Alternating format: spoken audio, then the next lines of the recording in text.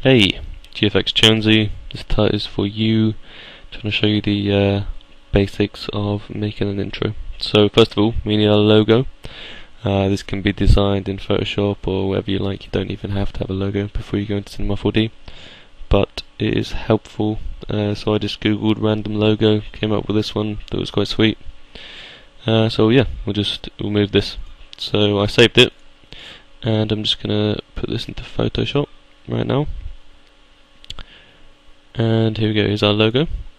And we probably want this kind of outer bit right here, and then we want this inside bit as the eyes. So we're just gonna cut this out and put it on a new layer, and then put it back to where it was, somewhere like that. That'll do fine. And then we are gonna fill this back up with the white color, like that. And then for some reason there's some tiny bits here that aren't all over white, so just do that. And what you want to do is Control and click on the layer, and this selects the outside of it. See all the lines around it. I don't know how familiar you are with Photoshop or anything like that, so I'll try to keep it basic. Then click on the paths up here, and this little button here, make work path from selection. Click that. Now we've got that as a work path, and if we disable that, you can see the outline of it right there. And you want to go to File, Export, Paths to Illustrator, and save our path. So we'll just call this logo background, and we also want the eyes as well. So now we're gonna control click this layer to select it, and then we're gonna go to paths, and then we're gonna go make work path from selection again. And now, as we can see, it's made this. So we're now going to export that, paths to Illustrator again, and logo eyes maybe. There we go. And then we can bring both of these into Cinema 4D. So select them, drag them down, bring them to Cinema 4D. Just OK both of those. And at the moment we have two projects open, and we want to make it so it's just the one. So we're going to copy this and paste it in here. And now we have our logo in Cinema 4D, as you can see. And maybe you want to move those eyes slightly like that. Yep. Okay. What we want to do is click this, go to Extrude NURBS, and then drag our path into it, like so. So it fills it out, so it becomes 3D. And we'll do that again with the logo eyes. And if we middle mouse click on the screen, we now get 4 views. And for our top view, we want the eyes to probably be slightly forward. So we are going to select it, and we are going to put it slightly forward like that, so it just kind of sticks out. And now we can see, if we hit that, we just our render preview button, we have, just something like that. If we duplicate this, the background, just Control C and then Control V, and then put this slightly back, and then in the Extrude NURBS, if you click on that and then go to Caps, change the start to fillet cap, and maybe even the end fillet cap as well. And then we can bring these out a little bit by changing these values, and we've got kind of nice rounded edges on this now.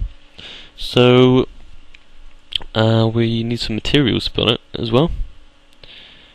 So I'm just going to load some materials that I already have. You can find lots on the internet, or you can make them, or anything like that, but I'm just going to be lazy for the time being and choose these, which are already made. And as in our picture here, we want the background to be white, the main bit, and then maybe the eyes to be black, and then the back bit to be black as well. So when I find a nice black texture, can you see a nice black texture? I'm looking. What about black plastic. That looks nice and shiny. So we'll add this to the background. So now let's go. No, we won't be able to see it on a black background, but obviously you can see it there. A nice kind of black selection. Then we'll choose the white plastic one. Put this on the main bit of it, and then the eyes we also want to be black. And you can duplicate a texture by clicking it, holding Control, and dragging it onto the other one. Okay, so now we have that at the moment, which doesn't look too bad. What we're going to want to do is maybe add some text.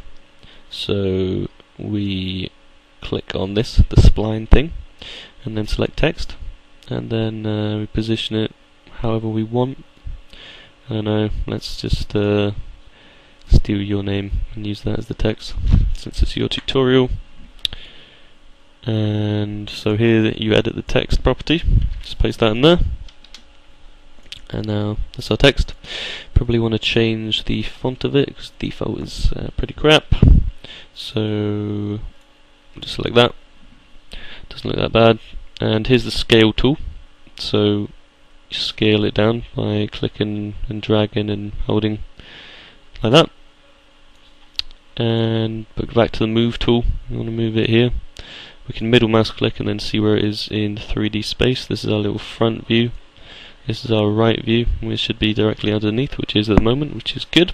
We also need another extrude NURBS on this, so we'll put our text in the extrude NURBS. And here we have some text. And we'll just duplicate this and move it back again and do the same like we did for the background of the other thing. Just change the caps on it, give it a bit of a thickness. If you want to change the length of it, you can see in this top view the movement here. You just drag that out, and yeah, looks alright. Maybe we'll keep it like that. That looks quite cool. And at the moment we have that. At the moment none of this is animated or anything like that. But let's just texture our text for the time being. You can group things by selecting them, right clicking, go to group objects, or just hit Alt G, and then that creates a new group. Then double click to rename it. Let's just rename it text. And then we'll just group all of this as well. Let's rename it logo, so it's easier to animate. Also, we probably want the center point, which is this bit right here in the center. So if you hold Control and drag this, you want it in the center. So it's about here, maybe. Yeah, it doesn't have to be perfect. It's just for, I like to animate the group, so that's why I do that. And then the text, I'll try and do the same. Put it in the center.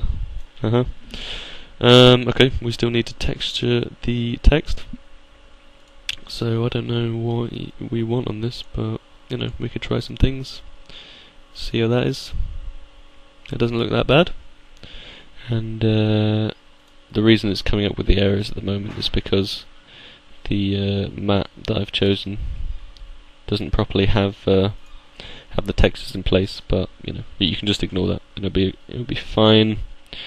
Maybe we want some nice metal for the background, like the little back bit of it. Yeah, I don't know. It looks okay, but I'm not going to go into that much detail. Maybe we could try replacing this white with some metal. And I don't know, it looks alright. Maybe we should add I don't know, I think that looks alright. I won't make it too complicated at the moment. If I was actually making an intro, I'd go for the perfectionist touch, but I'm not. We need to change our dimensions by clicking that button up here. It's the render settings. Usually intros are made in 1280 by 720, so we will do that. And then to make it a bit faster rendering, change these 6 to 6. And then on our final render we'll be changing our anti-aliasing to a lot better than that, but for the moment, when we just want the preview, this will do just fine. Okay, so we want to animate it now, I presume. I'll just save this as, yep, that's fine. And we need to bring in a camera, so hit the light button, select the camera, go to cameras, scene camera, camera. This now makes this view the active camera, we need to keyframe it where we want it. So maybe we want it to be in this position at about 50 frames. And then I won't animate the camera just yet, won't make the text, etc. first. Okay, so we also probably want this to be in position at around 50, so hit that little button right there, that's the keyframe button. And then if we move this back on the timeline all the way to 0, maybe we want it coming in from the bottom, so we'll move it like that. So now it comes in from the bottom like that. And maybe we want our logo spinning in as well, but maybe hitting the screen a little bit later than the text. So start there, and then we will move this maybe all the way back, and continue to move it back a little bit, mouse wheel in and out of that, and maybe just spin it around loads, and then keyframe it. And now it will spin in like that, and then hit the screen, and hopefully will look pretty cool. It's obviously not a great logo at the moment I'm giving you, it's just completely random, it's very basic, but we also probably want to bring in a sky, and then right click on the sky, go to Cinema 4D tags, select compositing, and then untick scene by camera. We're only creating this sky because we want the reflections of the sky to reflect off various things in the scene. So if we select color, and then I'm already in my HDRIs folder, I've got a load of HDRIs in here, and they look, they're just kind of random scene reflections, as you can see on that. Drag it over to our sky, and then we'll have some reflections. Like for example, if we go like that, we can see the kind of reflections on that there. You know, it looks alright. Obviously I'm not going into that much detail. And we probably want to animate our camera as well. So about 60 is like in the right place, and we've made it in the right place about 50 at the moment, but that's fine. It looks cool. Well, it doesn't look cool, but it looks alright.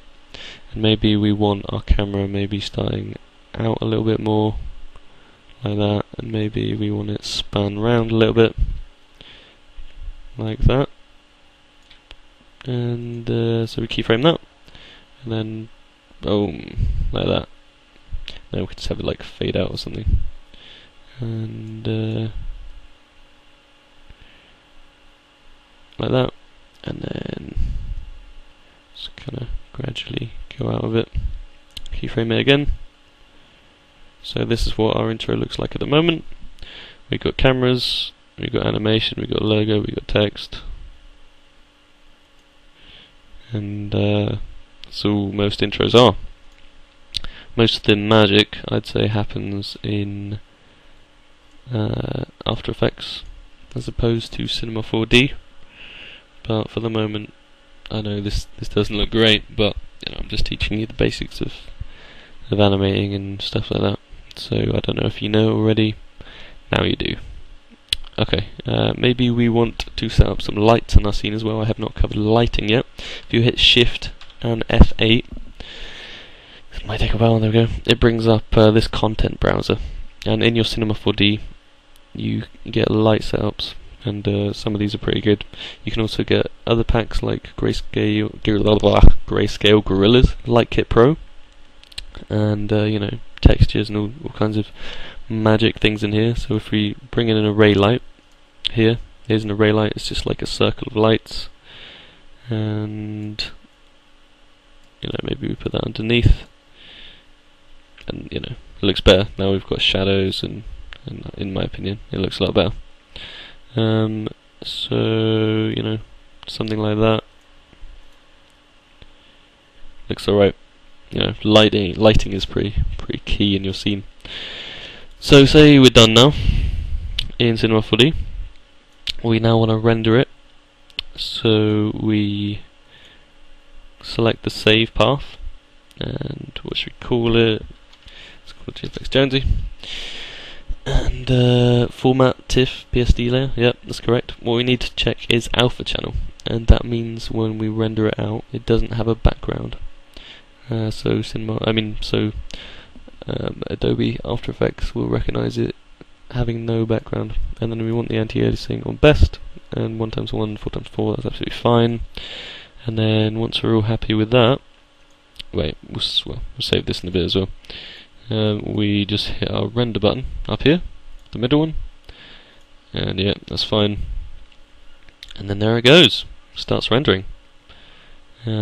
So I think I will pause it for the moment, even though it's going to be very fast. I might just sit here and explain a little more while it's doing this, to be honest. 90 frames at 30 frames a second means obviously 90 divided by 30. That's the amount of seconds it's going to be.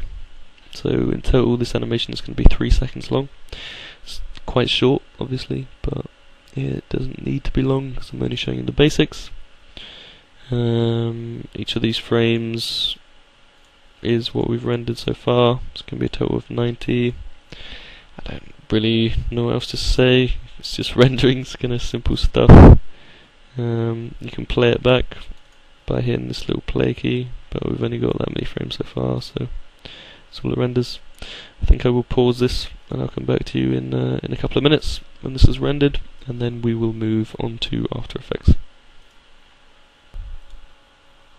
Alright, that's all rendered.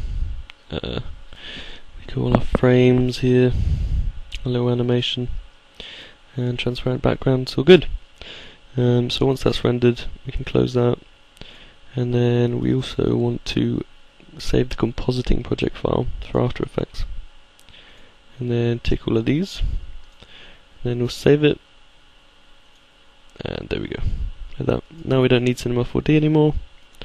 We can close this, and then we want to import our footage.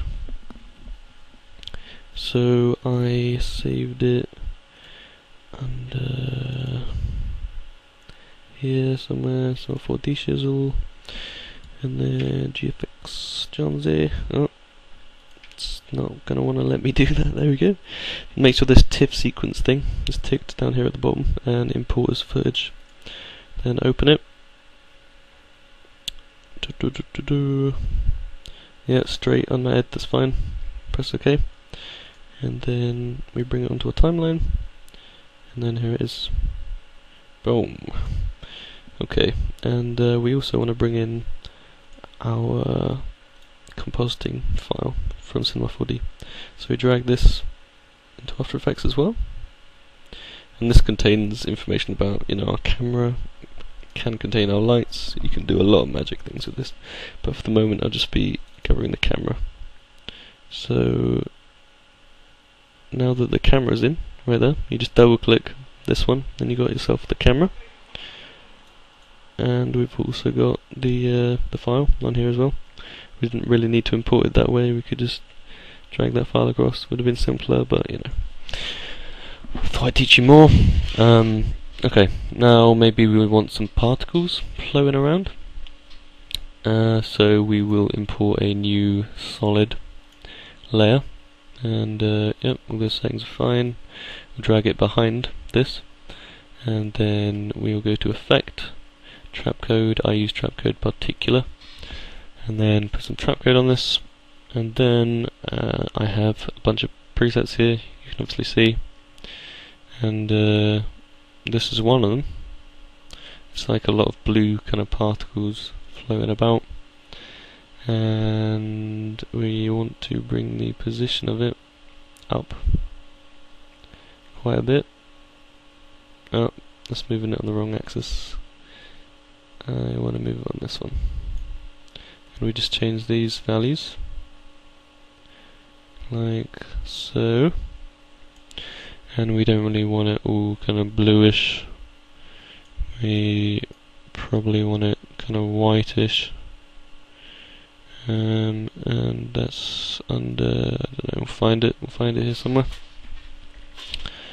You can change obviously all these settings to anything you like. Color, where are you? Oh, we probably want to sphere these a little bit as well. Like feather them. and maybe bring the life up a little bit, so a bit more of them. I don't know, are we happy with the size there? Do we want more? Maybe we want it like that, who knows, but if we do want them bigger, I think I'm going to bring the life down a little bit. For the moment it doesn't really matter about the colour, this isn't about making it look pretty, this is just about teaching the basics.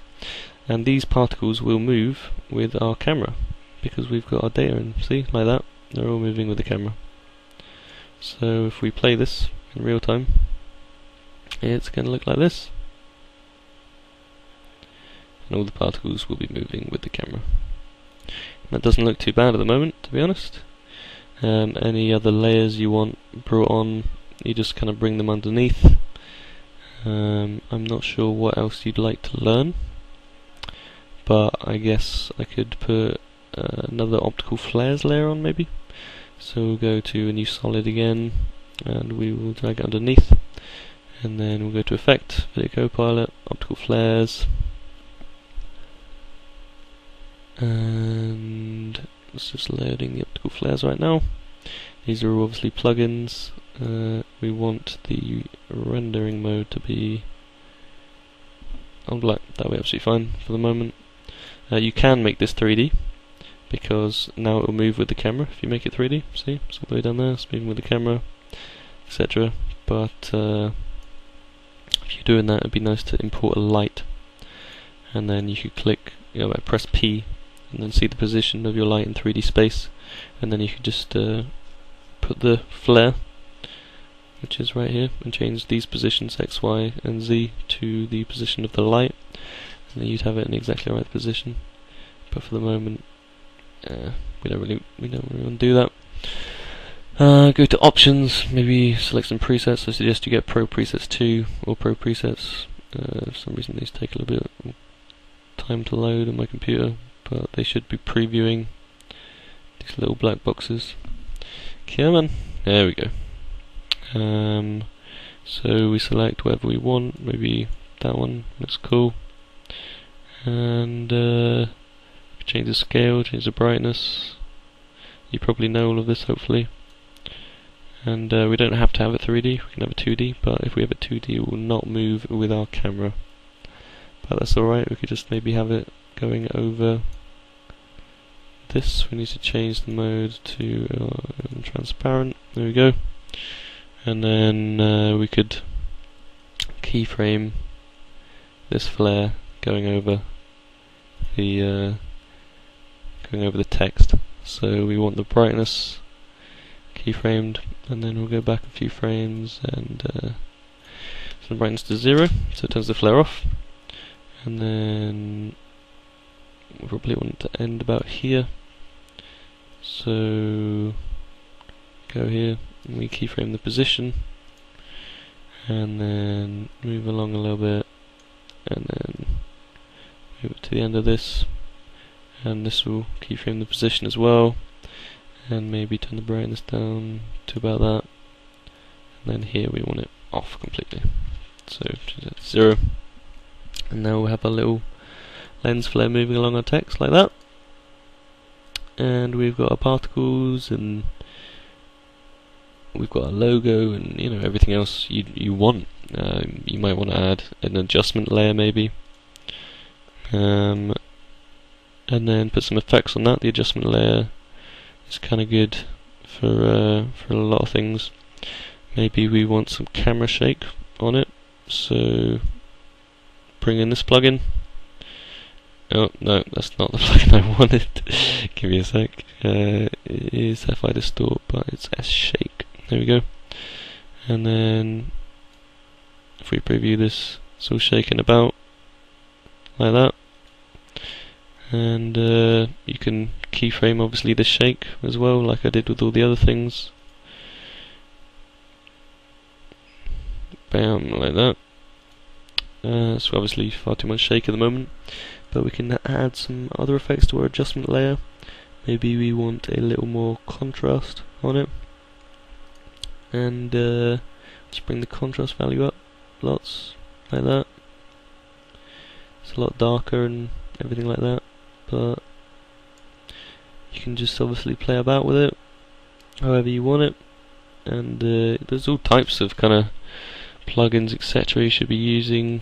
There is Magic Bullet Colortasia. That's kind of good as well. Wait, we don't really want that on that layer. For example, if you wanted this, we select the Magic Bullet Colortasia, and then we can bring the highlights up and change all the color values. See, like that. Maybe you want, the whites a bit brighter. Maybe you want the darks a bit brighter as well, because this text looking pretty dark. So bring it up to about there or something like that. I have no idea, but hopefully this has shown you the basics of making an intro, and then obviously once we are done, we just go to composition, make movie, and then hit render. And if you press caps lock while it's rendering, it disables the preview, so it renders a little faster. And then you've got your file, and you can just add sound effects to it, or edit it in Vegas, or do whatever you like. So yeah, hopefully this tutorial has shown you a lot of things you didn't know. If you still have questions, feel free to ask me them, and I will answer. And yeah, good luck making your intros. Peace.